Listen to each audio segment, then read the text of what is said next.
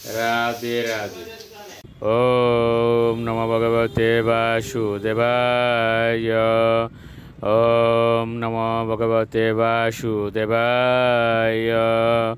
ওম নমো ভগবতে বাসুদেবায়। শ্রীমদ্ ভাগবত চতুর্থ স্কন্দ পুষণম চতুর্থ অধ্যায় সতীর দেহত্যাগ। শ্লোক 6। ব্রহ্ম গুসুর্জিত যজ্ঞ বৈশসম বিপ্রর্ষি জুষ্টম বিবুধশ্চ সর্বশ মৃদ্দার বয় কাঞ্চন দর্ভ চর্মবীর নিঃসৃষ্ট ভাণ্ডম যোজনম সমাবিশত।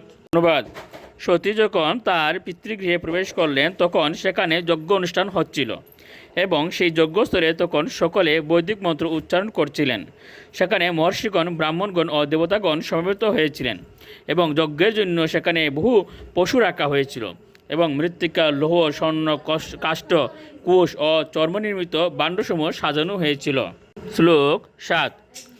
তামাগতাম তত্র ন কশ্চন্নাদ্রিয়দ ইমানি তাম যজ্ঞকৃত ভয়াজ্জন ঋতেশ শ্রীর্বৈ জননীম চ সাদরাহ ব্রহ্মাসু কণ্ঠ পরিশজুর্মুদা।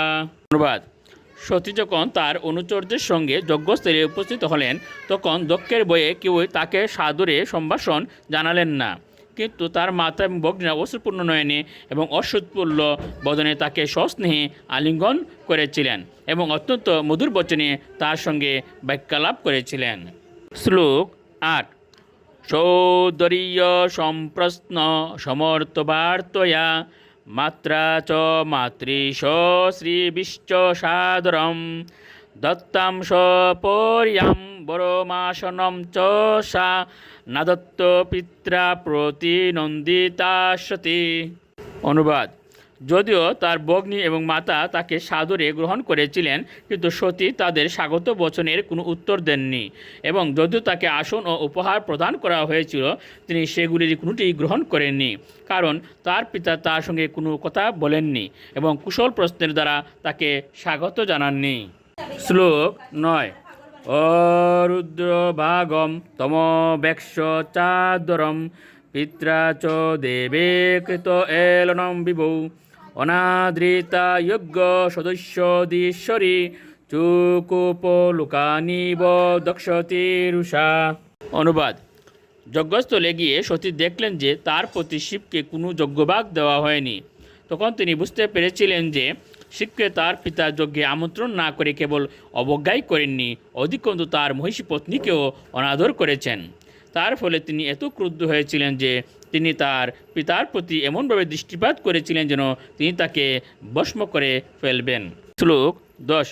জগর্হ সামস বিপন্নয়া গিরা শিবদিশম ধূমপত শ্রমস্ময়ম সতেজসা ভূত গণান সমুতি তান নিগৃহ দেবী জগত অবিশ্রীণত। অনুবাদ: শিবের অনুচর ভূতেরা দক্ষকে আঘাত করতে অথবা হত্যা করতে প্রস্তুত হয়েছিল, কিন্তু সতী তাদের নিবৃত্ত হওয়ার আদেশ দেন।